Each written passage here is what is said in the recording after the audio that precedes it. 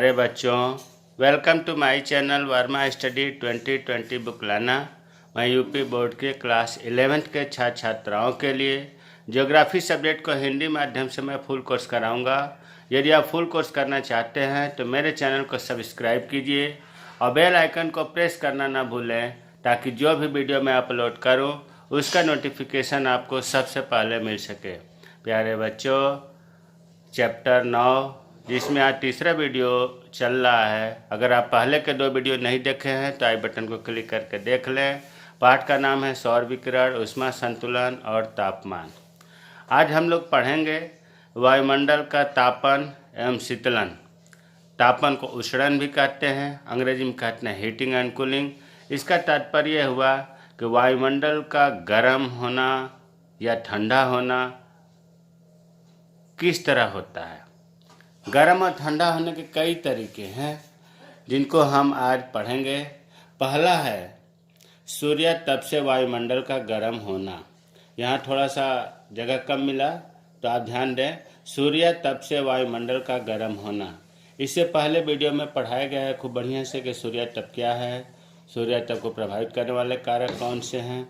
यहाँ मोटे तौर पर मैं बता दूँ कि जब सूर्य से सौर विकिरण से प्राप्त होती है ऊर्जा पृथ्वी को, तो पिछले वीडियो में बताया गया है कि 14% वायुमंडल सोख लेता है और 51% धरातल पर पहुंचता है। 65% हुआ और 35% जो है वायुमंडल अंतरिक्ष में चला जाता है पृथ्वी के धरातल पर पहुंचने से पहले ही, ये बताया गया। तो जो 14% वायुमंडल सोखता है सूर्य तप को या गर्मी को, ऊर्जा को, उससे भी वायुमंडल गर्म होता है। तो सीधे सीधे से अगर हम कहना चाहें तो ये कहेंगे कि सूर्य तप से जो वायुमंडल गर्म होता है, एक कारण ये भी है वायुमंडल का गर्म होना सूर्य तप। दूसरा है पार्थिव विकिरण। पार्थिव विकिरण भी पिछले वीडियो में पढ़ाया गया है कि जो 51% सूर्य तप पहुँचता है पृथ्वी के धरातल पर, पृथ्वी भी सूर्य की तरह पिंड बन जाती है जिससे ऊष्मा का विकिरण करती है। अर्थात जो पृथ्वी पर सूर्य तप पहुंचा है, सूर्य की गर्मी पहुंची है, वो जो है वायुमंडल को अंतरिक्ष में वापस करती है, जिसे हम कहते हैं पार्थिव विकिरण, और वायुमंडल गर्म होता है।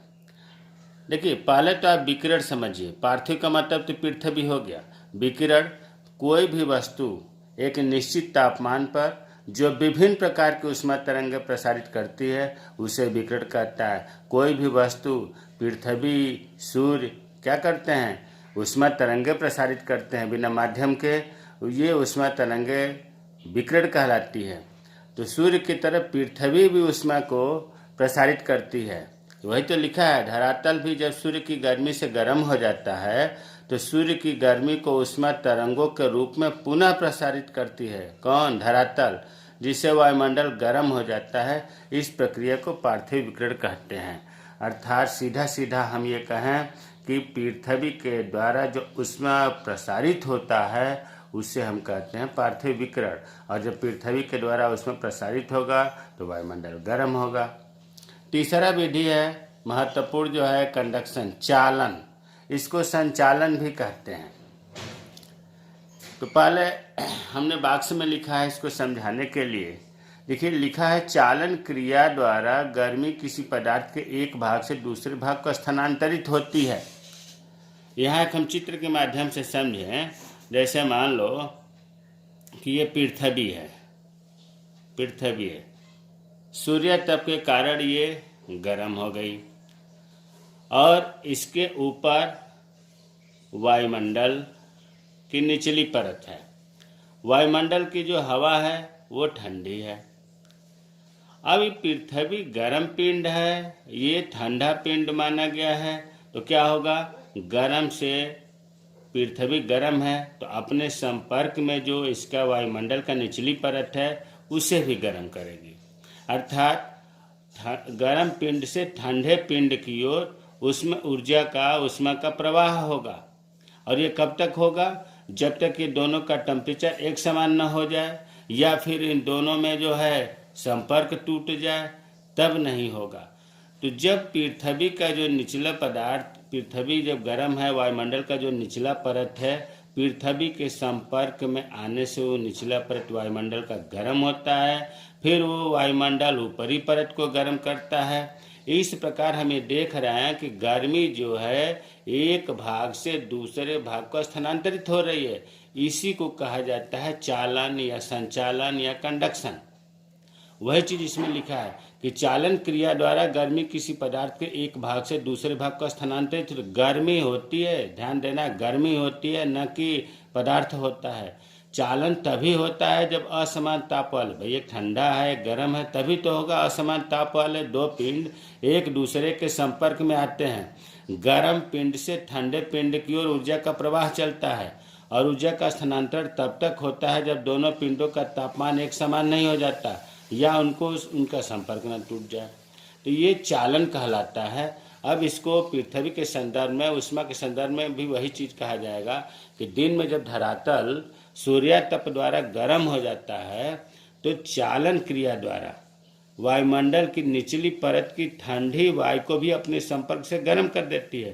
पृथ्वी सूर्यातप से गर्म हो गई और ये वायुमंडल की निचली परत को जो संपर्क में उसे गर्म कर दी, और जब निचली परतों के संपर्क में आने वाली वायुमंडल के ऊपरी परतें भी गर्म हो जाती हैं। जब ये गर्म हो गई तो ऊपरी परतें भी, ये गर्म पिंड अब ऊपरी परतों को गर्म करेगी। इस प्रक्रिया को चालन कहते हैं। तो हमें उम्मीद है कि सूर्यातप से वायुमंडल का गर्म होना, दूसरा पार्थिवीकरण, तीसरा चालन समझ में आ गया होगा कि इससे वायुमंडल किस प्रकार गर्म होता है। चौथा है संवहन। संवहन के द्वारा भी वायुमंडल का गर्म होता है, वायुमंडल की परतें गर्म होती हैं। अब कैसे होती हैं, देखिए रटना नहीं, समझना है, सब तार्किक है। अभी हमने चालन में बताया है कि इसमें वस्तु का स्थानांतरण नहीं होता है, गर्मी का स्थानांतरण होता है। मतलब पृथ्वी गर्म हुई, उसके संपर्क में वायुमंडल की निचली परत आई, इसलिए वायुमंडल की निचली परत गर्म हुई, और फिर ये ऊपरी परत जो इसके संपर्क में है उसे गर्म किया। इस तरह से वायुमंडल गर्म होता है, तो चालन कहते हैं। अब संवहन को देखिए। संवहन वायु गतिशील होती है। इसको एक चित्र के माध्यम से समझते हैं, फिर पढ़ते हैं। जैसे मान लीजिए कि ये पृथ्वी है, क्या है, पृथ्वी है, और पृथ्वी पर हवा है। हमने जो है ये वायुमंडल बना दिया, वायुमंडल। अब पृथ्वी सूर्यातप से जब गर्म होगी तो इसके पास के जो हवाएं हैं वो गर्म होंगी, क्योंकि पृथ्वी से पार्थिवीकरण होता है और पार्थिवीकरण से वायुमंडल गर्म होती है, हवा गर्म होती है। और जब ये हवा गर्म होगी तो क्या होगा, हवा गर्म होने के बाद ये ऊपर उठती है, ऊपर उठती है ये हवाएं। और जब ये हवाएं ऊपर उठती हैं तो इसके यहाँ खाली होता है, तो साइड की जो ठंडी हवा है, ठंडी हवाएं दोनों साइड की ये इस जगह को कवर कर लेती हैं। तो इस प्रकार कुछ समय बाद ये जो ठंडी हवा है फिर ये भी गर्म हो जाती है, फिर ये ऊपर उठती हैं, फिर इनके जगह पर साइड की ठंडी हवा आती है। तो इस प्रकार से वायुमंडल के जो ये लंबवत है गर्मी करने की प्रक्रिया, तापन की प्रक्रिया, ये संवहन कहलाती है। वो लिखा है वायु गतिशील होती है जब किसी स्थान की वायु भूतल के निकट गर्म हो जाती है, भूतल के निकट गर्म हो जाती है। गर्म होने पर यह हल्की होकर ऊपर उठती है। यहाँ ये याद रखना है कि हवा जब गर्म होती है तो हल्की होती है, जब ठंडी होती है तो भारी होती है। गर्म होने पर हवाएं ऊपर उठती हैं। भाई अब देखे होंगे मकान बनता है तो नीचे दरवाजे खिड़कियां तो खूब लगे होते हैं, लेकिन ऊपर रोशनदान क्यों बनाया जाता है? इसीलिए रोशनदान, भाई इतने लंबे चौड़े दरवाजे और खिड़की से काम नहीं चल रहा है। छोटे छोटे रोशनदान बनाने का कारण क्या है? कारण यही है कि जब हम कमरे में रहते हैं, कमरे का हवा जब गर्म होता है तो ऊपर उठ जाती है छत के पास, और छत के पास वो रोशनदानों से वो बाहर निकलती है। और जब वो हवा ऊपर रोशनदान से बाहर निकलती है तो नीचे जगह खाली होती है, दरवाजे खिड़कियों से नीचे ठंडी हवा आ जाती है और हमें ठंडक महसूस होता है। ये क्रम चलता रहता है, नीचे खिड़कियों और दरवाजों से ठंडी हवा का आना, ऊपर रोशनदान से गर्म हवा का बाहर जाना। तो हवाओं से हमें एक और सीख मिलती है कि जो गर्म होता है वो जल्दी ऊपर उठ जाता है। मानव भी देखो, जो बार बार गर्म होता है ना, बार बार चिढ़ता है, बार बार झगड़ा करता है, वो जल्दी ऊपर उठ जाता है। इसलिए हवाओं से भी सीखिए, गर्म नहीं होना है, शांत रहना है, गंभीर रहना है। तो ठीक है। अब यहाँ हम ये बता रहे थे कि गर्मी हल्की होकर ऊपर उठ जाती है और उसका स्थान ग्रहण करने के लिए ऊपर की ठंडी वायु नीचे उतरती है और कालांतर में ये ठंडी वायु भी गर्म होकर उठ जाती है। वायुमंडल के इस लंबवत तापन ऊर्ध्वाधर जो ऊपर उठने की प्रक्रिया है, इसी को कहा जाता है संवहन। इसमें जो है आप देख रहे हैं कि पदार्थ हवा एक स्थान से दूसरे स्थान पर मूवमेंट कर रही है, जबकि चालन में नहीं, ऐसा नहीं था। तो संवहन भी समझ में आ गया होगा, हमें उम्मीद है। अब चौथा है अभिवहन, एडवेक्शन। अभिवहन ऊष्मा का क्षैतिज दिशा में स्थानांतरण। अभी तक आपने वर्टिकल देखा, लंबवत देखा, ऊर्ध्वाधर देखा, लेकिन इसमें महत्वपूर्ण बात है, अभिवहन का नाम लेते ही, एडवेक्शन का नाम लेते ही क्षैतिज दिशा में। क्षैतिज का मतलब पृथ्वी के समानांतर। इस प्रक्रिया में जब ठंडे प्रदेशों में गर्म वायु रह जाती है तो उनको गर्म कर देती है। इससे ऊष्मा का संचार निम्न अक्षांशीय क्षेत्रों में, उच्च अक्षांशीय क्षेत्रों में भी होता है। इसके अतिरिक्त समुद्री धाराएं भी उष्णकटिबंधों से ध्रुवीय क्षेत्रों में ऊष्मा का संचार करती है। देखिए, ये हमें पता है, समझ में नहीं आया होगा, चित्र को समझिए, अभी याद हो जाएगा। देखिए, पृथ्वी की संरचना है, ऊपर उत्तरी ध्रुव, नीचे दक्षिणी ध्रुव, बीच में भूमध्य रेखा। उसके बाद हमने 23.5 अंश का रेखा, जिसको कर्क रेखा कहते हैं। दक्षिणी गोलार्ध में 23.5 अंश का एक रेखा खींचा है, जिसे मकर रेखा कहते हैं। ऊपर 66.5 अंश और 66.5 अंश। अब भूमध्य रेखा पर सूर्य की सीधी किरणें पड़ती हैं, इसलिए भूमध्य रेखा से कर्क रेखा तक और भूमध्य रेखा से मकर रेखा तक ये वाला जो क्षेत्र है, ये कहलाता है उष्णकटिबंध क्षेत्र। अगर इसकी बात करें तो उत्तरी उष्णकटिबंध, इसकी बात करें तो दक्षिणी उष्णकटिबंध। और यहाँ पर शीत, ज़्यादा ठंड पड़ती है ध्रुवों पर, क्योंकि यहाँ पर सूर्य की किरणें नहीं पहुँच पाती है, तो यहाँ बहुत ठंड पड़ती है, बर्फ़ जमा होता है। तो 66.5 अंश से लेकर उत्तरी ध्रुव तक, 66.5 अंश से लेकर दक्षिणी ध्रुव तक ये शीत कटिबंध कहलाता है।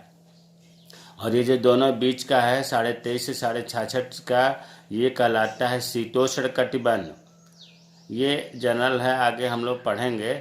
अब हम यहाँ ये बताना चाह रहे हैं कि भूमध्य रेखा पर सबसे ज़्यादा गर्मी पड़ती है, ध्रुवों पर सबसे ज़्यादा ठंडी पड़ती है। तो भूमध्य रेखा की हवाएं भी तो गर्म होंगी, और जब हवाएं गर्म होंगी तो ये क्या होंगी, हल्की होकर के ऊपर उठेंगी और ध्रुवों की तरफ गति करेंगी, क्योंकि हल्की होने के बाद या तो इधर जाएगी या इधर जाएगी, ध्रुवों की तरफ जाएगी।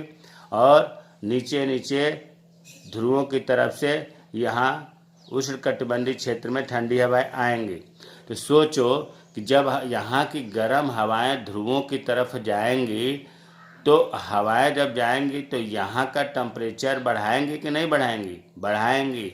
ऊष्मा का भी यहाँ पर जो है, मतलब ये निम्न अक्षांश से उच्च अक्षांश की ओर ऊष्मा का प्रवाह होता है, इसलिए वायुमंडल वहाँ का गर्म हो गया। दूसरा कारण ज्वारीय समुद्री धाराएं भी है। समुद्री धाराएं दो प्रकार की होती है, गर्म धाराएं, ठंडी धाराएं। तो जो उष्णकटिबंध क्षेत्र में धाराएं बहती हैं वो गर्म होती हैं, जो ध्रुवीय क्षेत्रों में बहती है वहाँ ठंडी होती है। तो गर्म धाराएं जो है ठंडी धाराओं की, मतलब उत्तरी ध्रुव की तरफ ठंडी धाराओं की तरफ जब जाती हैं, तो यहाँ का पानी गर्म है, वहाँ जाएगा ठंडे प्रदेशों में, तो वहाँ की हवा गर्म करेगी। तो समुद्री धाराएं भी वायुमंडल को गर्म करती हैं। तो वही चीज़ लिखा है यहाँ पर कि एक प्रक्रिया में तो आपको बताया गया कि हवा के द्वारा जो ठंडे प्रदेशों में गर्म हवा के पहुँचने से गर्म होता है, और दूसरा बताया गया समुद्री धाराएं जो उष्णकटिबंध से ध्रुवीय क्षेत्रों में ऊष्मा का संचरण करती हैं। तो अभिवहन का अगर एक लाइन में कहना हो परिभाषा, तो वायु के क्षैतिज संचलन, क्षैतिज मतलब पृथ्वी के समानांतर, ये क्षैतिज है, संचलन से होने वाला ताप का स्थानांतरण अभिवहन कहलाता है।